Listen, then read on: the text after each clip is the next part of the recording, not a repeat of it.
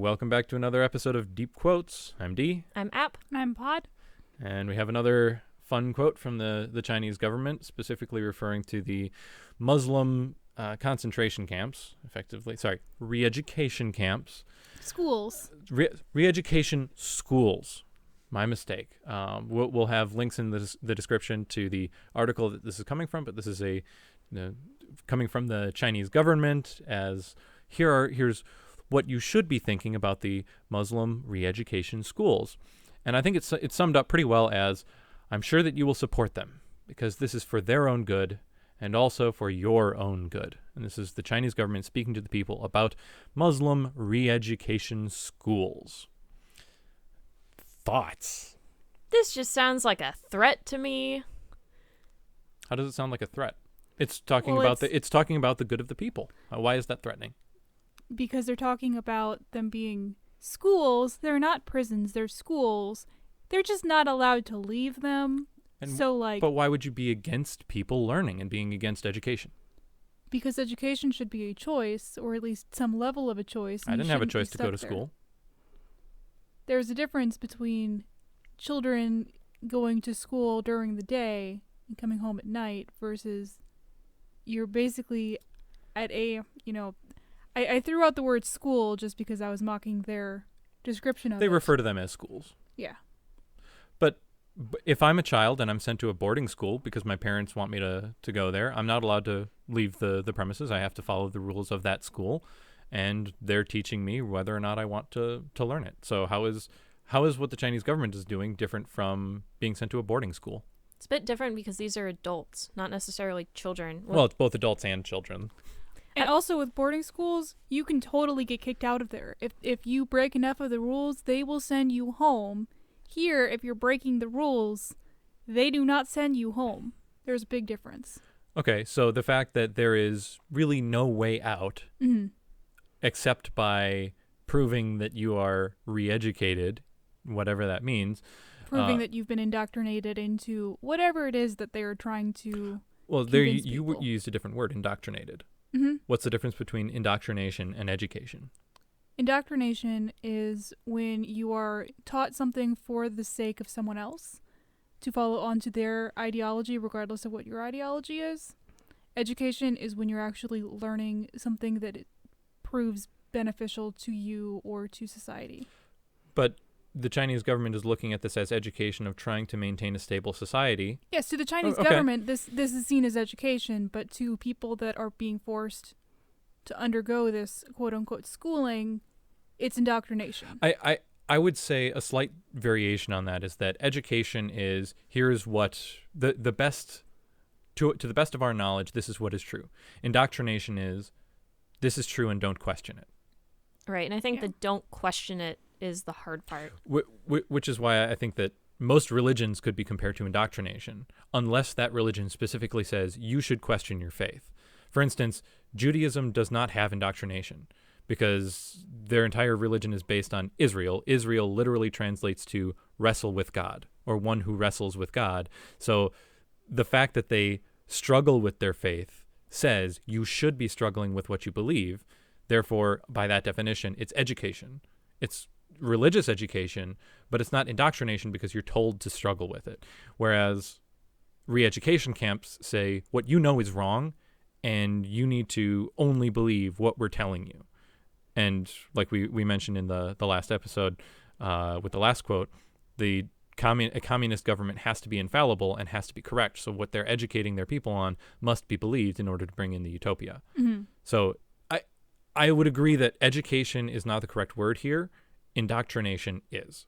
Yeah. I mean, from the perspective of the Chinese government, I can understand them seeing it as education because to them, they think that they are right. Right. And for the rest of the people in China, calling it a re-education school sounds a whole lot better than an indoctrination camp.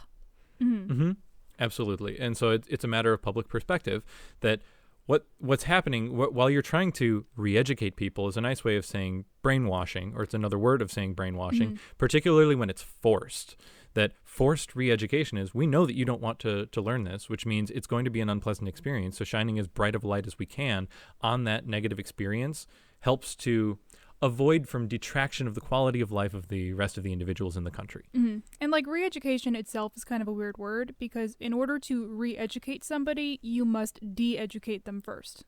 Yes. You have to remove the things that they already knew or thought they knew before you can give them more information, versus if you're truly educating somebody, you are not unlearning them anything. You're adding on to their knowledge. Adding things. And sometimes that might mean, hey, you kind of misunderstood this previous concept. Mm-hmm.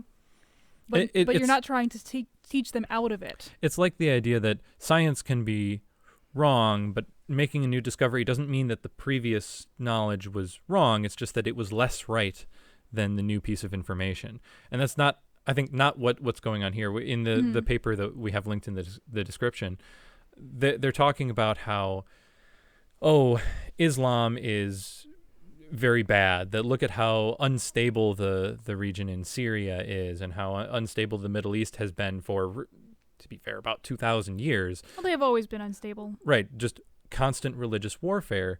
So they're blaming it on Islam. And so as Muslims are starting to expand out into the rest of the world and migrate into new countries, that ideology where Allah is absolute, the Chinese government is trying to bring in the utopia through the Chinese government. And so saying that Allah is better than that means that the Chinese government no longer holds power over those people. And like we mentioned in the last discussion, they become like cockroaches infesting your idea of a perfect society, and they need to be re-educated because they're still a resource that you want to be able to use to contribute to your society. So you should use them as a resource while re-educating them to make them more productive within your society. Mm-hmm. That seems like a logical thing to do. Treat them in such a way that they can start contributing to your society and re-educate them so that they believe that what they're doing is good and that they see the error of their ways. Right. I mean, from that perspective, it does make sense. I can totally see why the Chinese government wants to do this.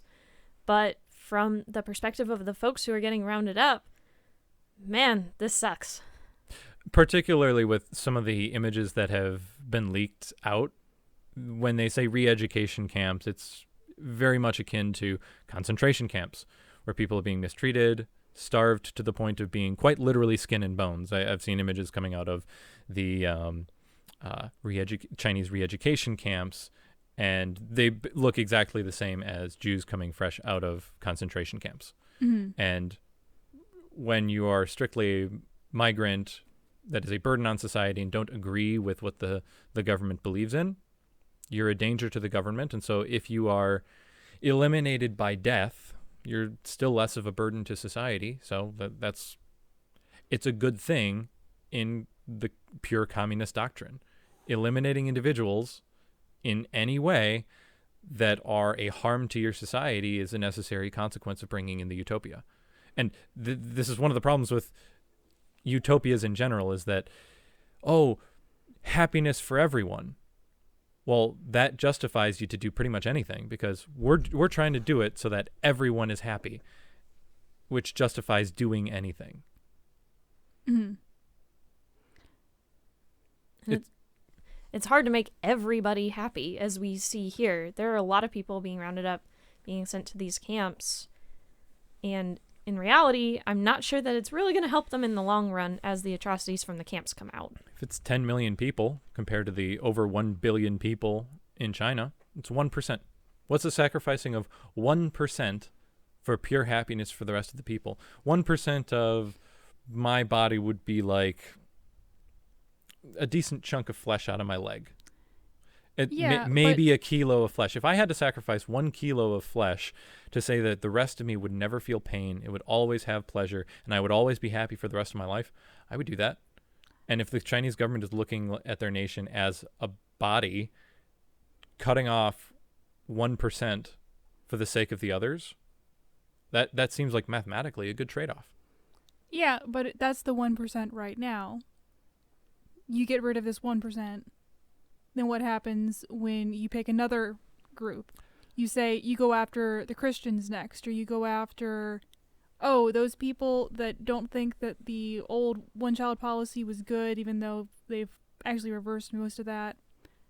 We don't we don't like those people and their thought process because they're saying that we were wrong, and we were definitely not wrong because we cannot be wrong. Absolutely. And I think that therein lies the logical fallacy is, if your argument is these people are way out on the fringes of belief and we're just focusing on them, it's a small group of people, but their beliefs are dangerous to the stability of us bringing in the utopia, so they need to be re-educated by any means necessary. And that's the thing. They're being mistreated to the point of death. And that means by any means necessary, even if it means torture, starvation, and death. We need to re-educate them because they're on the fringes of belief. Let's say that they're completely eliminated or re-educated. Well, they're no longer the fringes of belief. The next closest group is the fringes of belief. And you've already said, well, look, we were able to eliminate this belief in this method. So obviously it works. So we're going to use that method for the next fringe of belief. And so you just keep on eliminating more and more and more and more people until a more significant portion of your population is in these re-education camps. Yeah. And it's also that the types of things that they are sort of stopping from existing are not the things that a normal society needs to remove. Like what? So, like, in this case, it's an entire religion. The rest of the world is existing quite contently with Muslims in the midst. That I would say is not an accurate. Some areas are. Can I continue my sentence, please? Yeah. Thank you. But you have to specifically target those aspects of the religion that may be less than okay for your society. So it's okay to have Islam. It's not okay to have honor killings.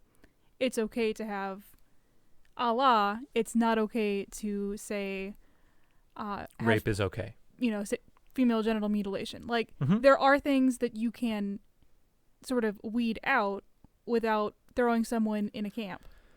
I think to an extent that's true. So as an example, Sweden, as migrants have been coming from Syria and other places in the Middle East, there have been a drastic number of increased rape gangs.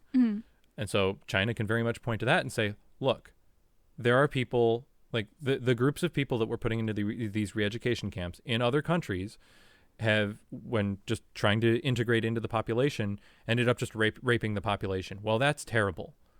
And you know what? That is terrible. And so they're using it as an excuse to say, this is for their own good because they are bad people, and it's for your own good because we're protecting you from them. And we're trying to re-educate them. We're not just killing them. We're giving them the best opportunity for re-education and improvement. But if you are actively causing them harm, you are never going to achieve your goal of re-educating them. Because all they're going to want to do is fight back against you the second that they get out. They may sit there and say, yes, sir, I totally don't believe in Islam anymore. And the second that they are let back into society, they're going to hold that resentment. And so all China is doing is creating the next group that's going to fight up against them. Well, that's if those people come back. If they, the rest of the world would not be all that excited if no one is ever allowed to leave ever. That's exactly what would happen. What happened with World War II, and the rest of the world did not accept that the Jews were sitting in concentration camps. Right, but at least in the case of China, information about this is hard to get out. It's very possible that things go very wrong. The U.S. didn't know about the Holocaust until I think we already were involved in World War II. The war was basically over. Yeah, like that information did not get out. Like, that's not why we entered the war. Yeah, despite common belief. Finding concentration camps where, as the German lines were receding, Allied soldiers would just come across these camps surrounded by barbed wire and basically walking skeletons of what is going on here. And it took people completely blindsided. And then it started getting out of like, holy crap. So the Nazis were significantly worse than we could have even possibly imagined, because look at what they were doing in these camps, which, I mean, at that point, that fuels the fire of wanting to push back the Nazi line. We know some of what's going on in China. Now, that's not to say that what's actually going on is significantly worse, just like it was in World War II, but it's saying, hey, what you're doing seems a hell of a lot like what happened in World War II. We said never again. you need to reassure us of what's going on. And I think that that's what this article, again, the one that we have linked in the description, is trying to do, is say, no, this is for the good of the people. We're not trying to eliminate them like the Nazis did to the Jews. We're trying to re-educate them and help them integrate with society. And that's our business. That it's the Chinese government, that they're running it. How they educate their people is their business because it's their laws. And they're basically saying, butt out, because this is for their good and everyone's good to help integrate them into society. This is how they're handling the migrant crisis, as has been referred to in the US as well as Europe. It's a migrant crisis because, oh my gosh, completely different ideology trying to integrate with different values. This is how the Chinese government is handling it, is sectioning them off and trying to re-educate them to integrate them into society. And I would say they probably are actually trying to integrate them into society. They're a resource that could contribute.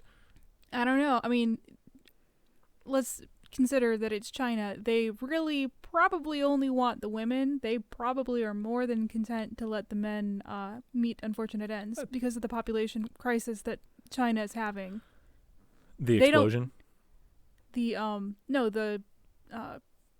one-child policy. There are a lot more men than women. There's a lot more guys than there are women. Right, because another somewhat hidden fact is the fact that, you were born a girl? Well, we don't really care as much about girls, so we're just going to kill you as a baby. Yeah. Oopsies, she fell in the river. I don't know how that happened. Guess we get to have another kid now. So I could very well see them treating the women in the camps a little bit nicer and letting the men die because we only need female bodies. Why? Oh, because there's a surplus of men. There is a it is not even funny, the extent of the surplus of men. Like in the cities. What's the ratio? I want to say it's like 2 men for every woman or something. Yeah, that's about what I've seen. It's pretty bad. And particularly when you have unfettered, let's say, horniness of when you have a lot of extra guys, it means that they're going to be a lot more aggressive at trying to get access to the females. There are entire cities that basically there's no women. Because, the women have gotten married, they've moved off with their husband off to the suburbs, and that's that. So and particularly in Islam, if the more difficult ones to re-educate are the men, they're the ones that are more likely to die for their beliefs. Okay. And you're basically saying to the women, hey, you know how you had to be subversive to your husband? You don't have to be subversive to any of the men here. You have to be subversive to, or submissive to the government and support the government. But look, we want what's best for you. Go get married. Yeah, and I'm not saying that I specifically know that's what's happening, but given the socio-crisis that's happening, I would not be at all surprised if all the pretty women are snatched up and their male counterparts just happen to meet unfortunate ends. And that does make sense because I think that the more zealous individuals in Islam tend to be the men because they are the ones with the power in Islam. So they're the ones that are also much more likely to die for their beliefs, leaving only the women. Now, again, this is speculation, but that would be good for the women because arguably Islam is a very oppressive religion as it comes to women because men have all the power. It's very much an enforced religious patriarchy. So you could even make the argument that this is for their own good. Re-educating them gives power to the women. That these re-education camps are feminist in a regard because they're equalizing between the men and the women.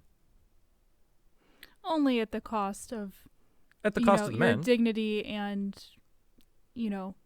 human life. Sure, but it's equalizing. Isn't that the communist doctrine that most people should be treated equally? And the way that you do that in a communist nation is to bring down the people that have unfairly gotten power or money.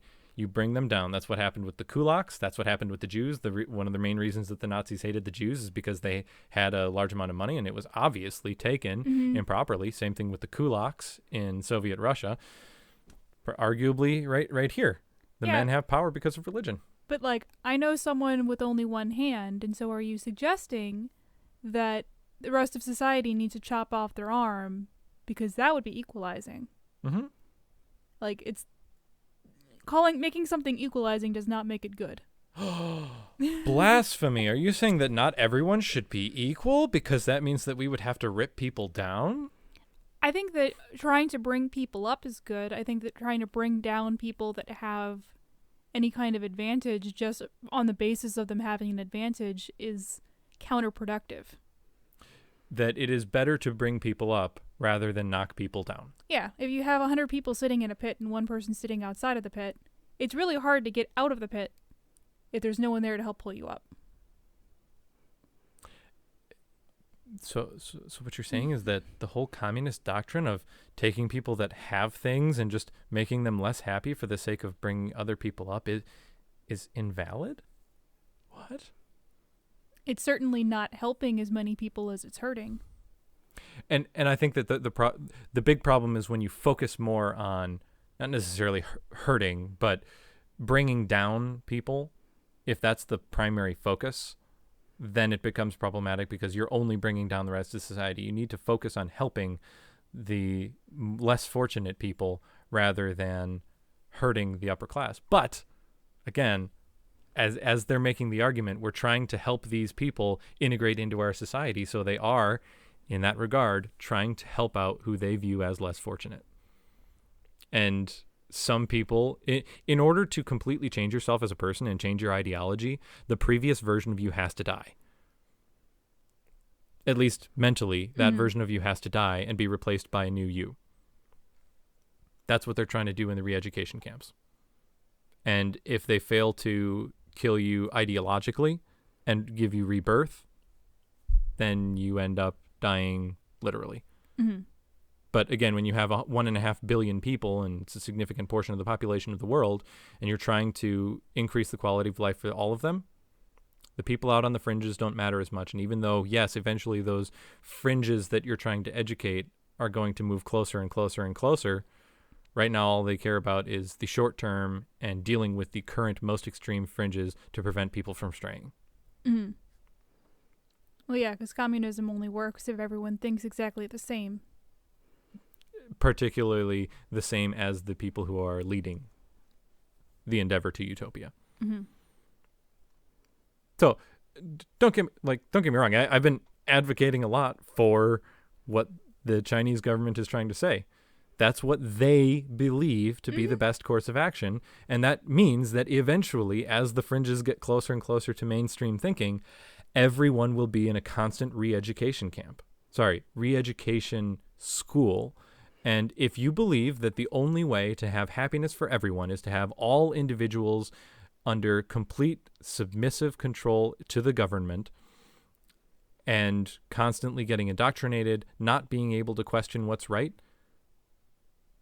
well, if you believe that that's a stable society, this is necessary. If you believe that this is a gross, disgusting abuse of people, an abuse of their individuality, and something that's not stable because having not being able to question power means that you won't be able to deal with anything new, and you're so rigid and set in your ways that you can't adapt to new technologies, meaning that you'll be left behind the rest of the world, then this isn't stable.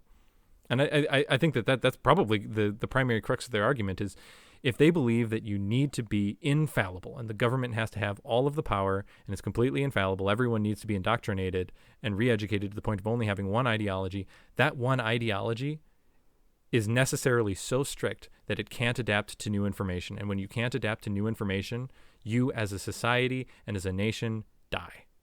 And I think that that's what Chinese is risking, the Chinese government is risking. Trying to bring in the utopia, you're risking death through rigidity.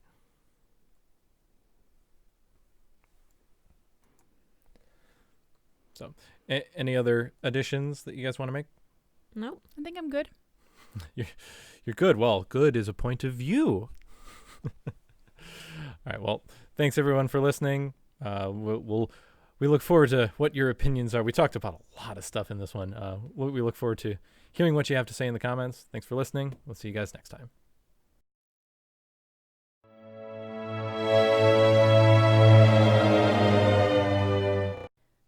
everyone. Thanks so much for listening to this discussion. Your interest really means a lot to us. If you want to help support this podcast and our goal of sparking discussions and bringing people together, check out how to contribute in the description. Happy deeping! The content of this podcast does not reflect the views and opinions held by anyone involved. We will frequently be playing the devil's advocate strictly for the purpose of exploration of ideas and not as an endorsement of any subsequent action. We condemn all acts of violence other than those of self-defense against physical harm.